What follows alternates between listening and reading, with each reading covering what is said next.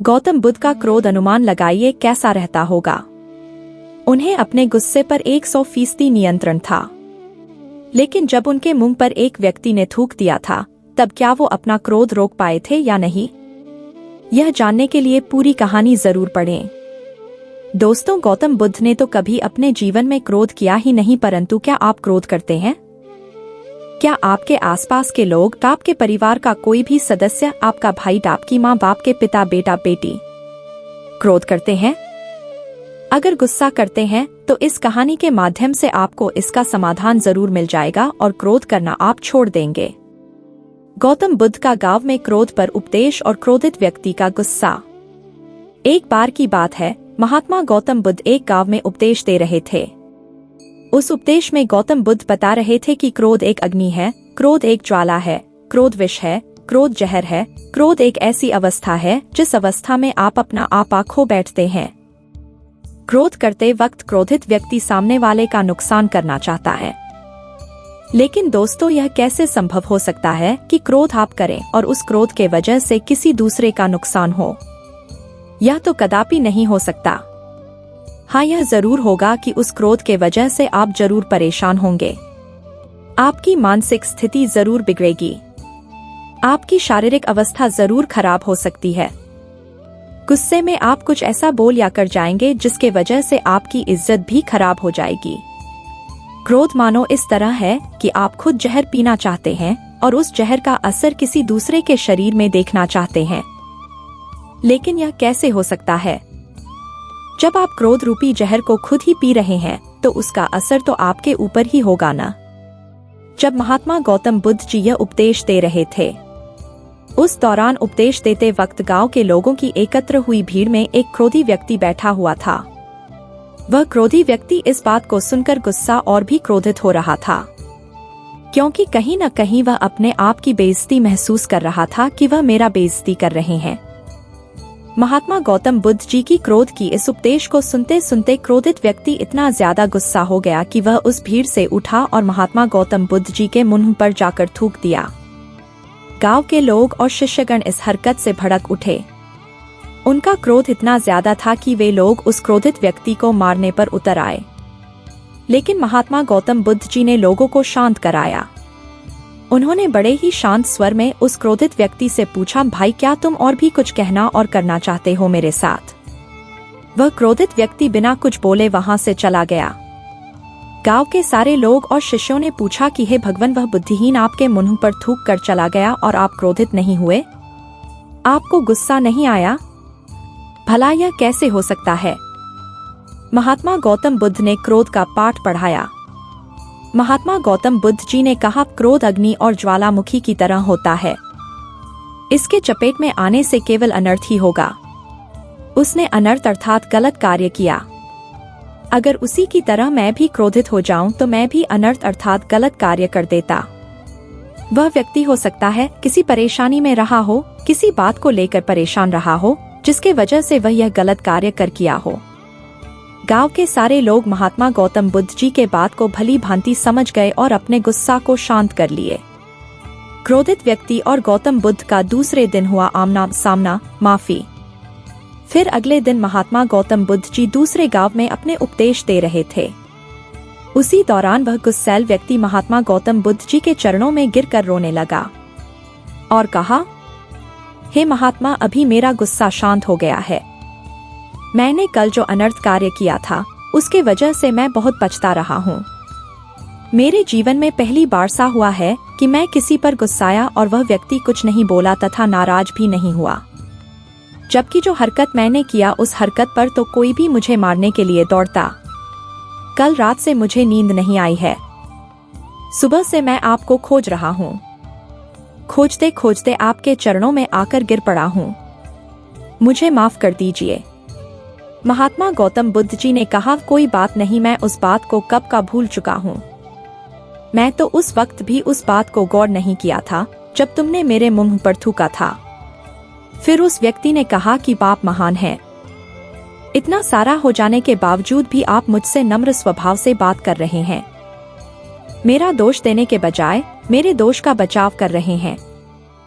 इस नासमझी क्रोध के वजह से हुए पाप के लिए मैं क्षमा चाहता हूँ।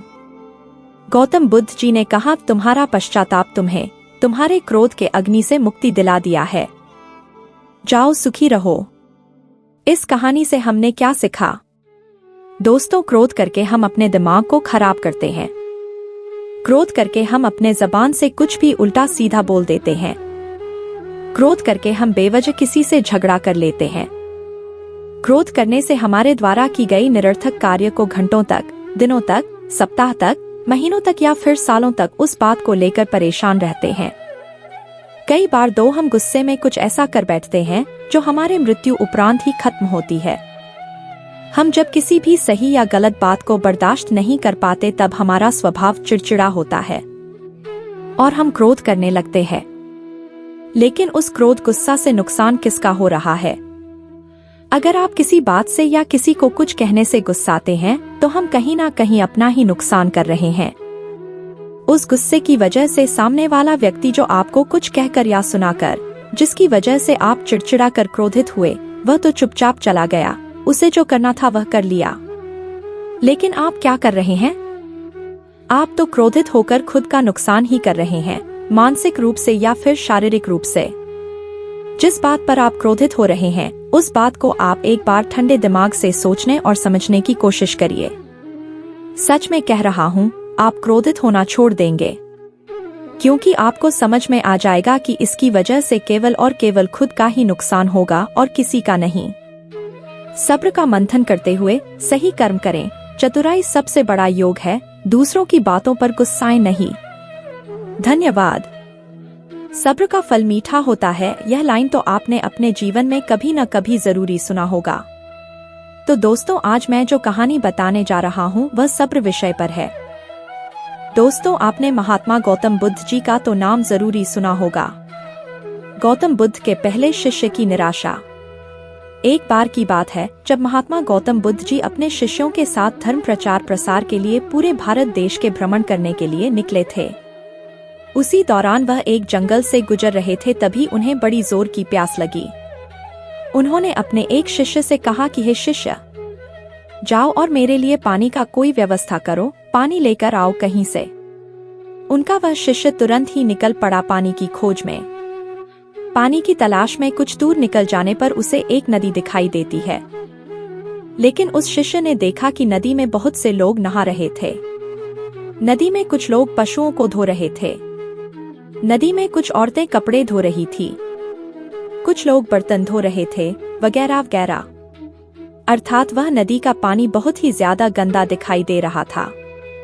वह शिष्य समझ नहीं पा रहा था कि उस गंदे पानी को कैसे अपने गुरु के पास ले जाए, क्योंकि इस नदी का पानी तो बहुत ही ज्यादा गंदा है।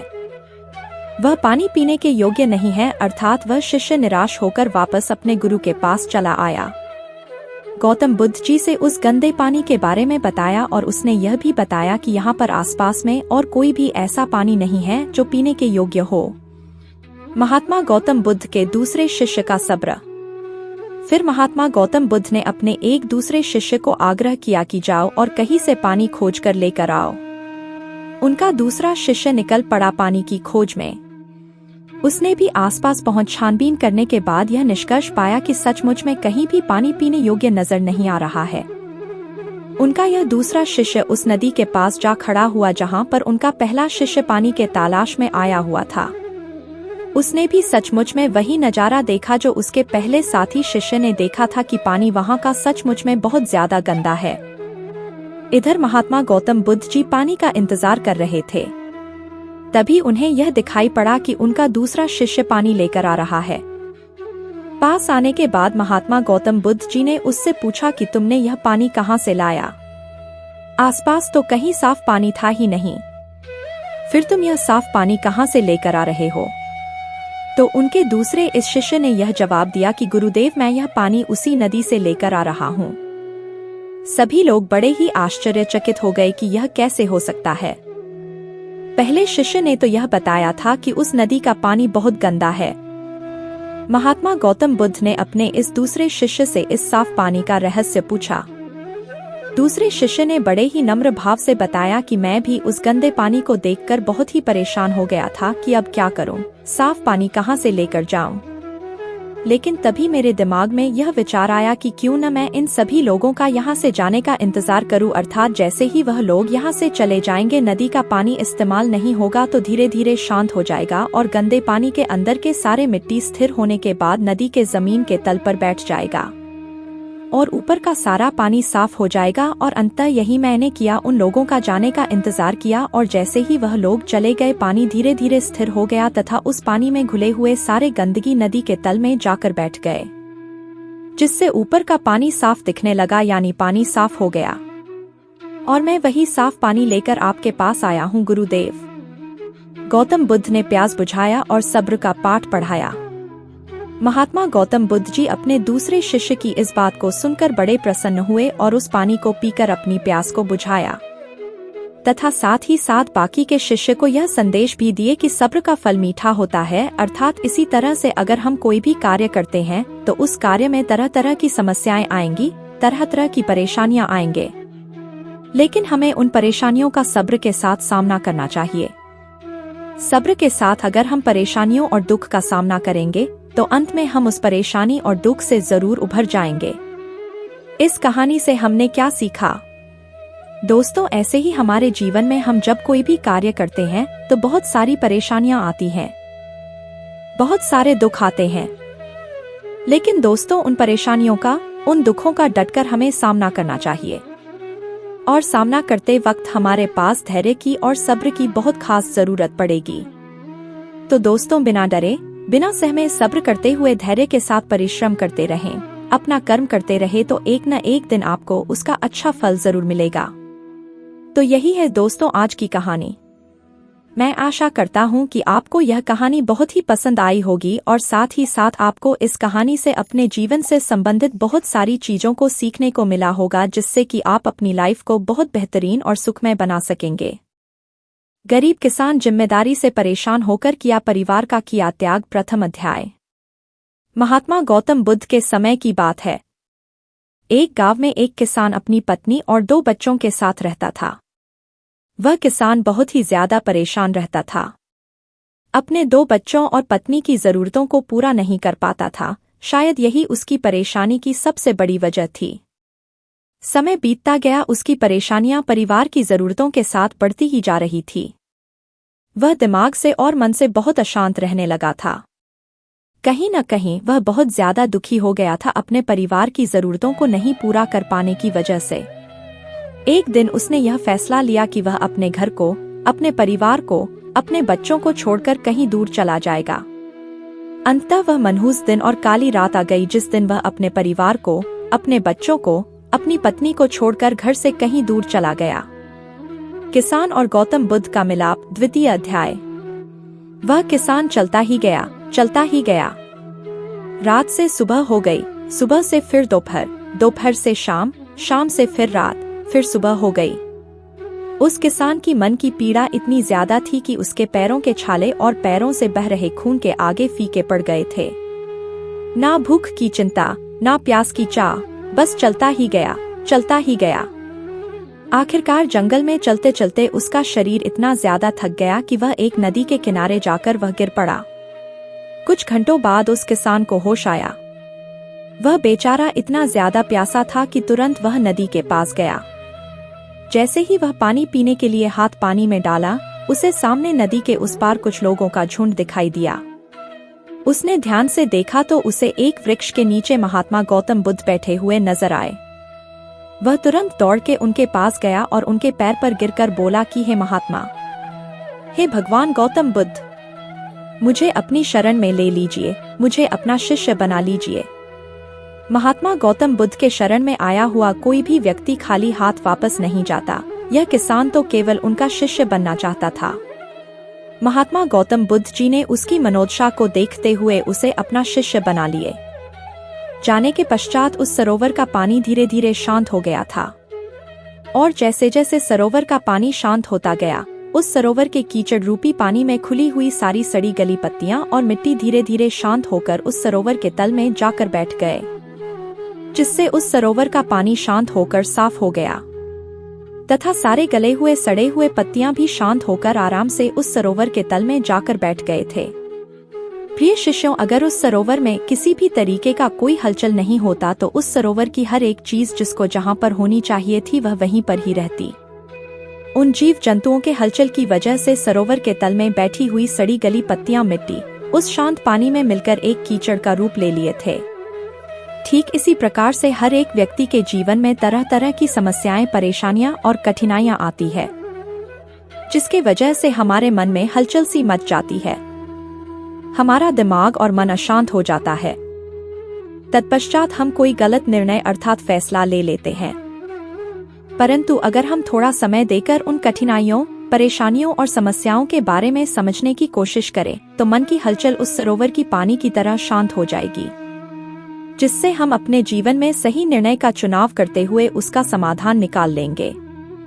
किसान को महात्मा गौतम बुद्ध जी की सारी बातें बिल्कुल साफ साफ समझ में आ गई। उसे यह भी समझ में आ गया कि उसके परिवार में आई हुई सारी परेशानियां, दिक्कतें और जिम्मेदारियां भी इसी सरोवर के सड़ी गली हुई पत्तियों और मिट्टी रूपी कीचड़ की तरह ही हैं। बस जरूरत है थोड़ा समय निकालकर मन को शांत करते हुए उन परेशानियों, दिक्कतों के बारे में समझने और उसका समाधान निकालने की। मन का कीचड़ कहानी से हमने क्या सीखा? दोस्तों, समय के साथ साथ हर एक इंसान की जरूरतें बढ़ती ही जाती है। हो सकता है किसी की जरूरत कम हो सकता है किसी की जरूरत ज्यादा हो, लेकिन हमें उन जरूरतों को पूरा करने के लिए मेहनत तो करना ही पड़ता है। हाँ, यह जरूर है कि मेहनत करते वक्त हमें बहुत सारे कठिनाइयों और समस्याओं का सामना करना पड़ता है। इसी वजह से बहुत बार हमारा मन अशांत हो जाता है, निराश हो जाता है, दिल दिमाग में एक अजीब सी हलचल होने लगती है, जिसके वजह से हम गलत फैसला ले लेते हैं। परंतु दोस्तों, हमें घबराने की जरूरत नहीं है, हमें अपने दिमाग को शांत करने की जरूरत है।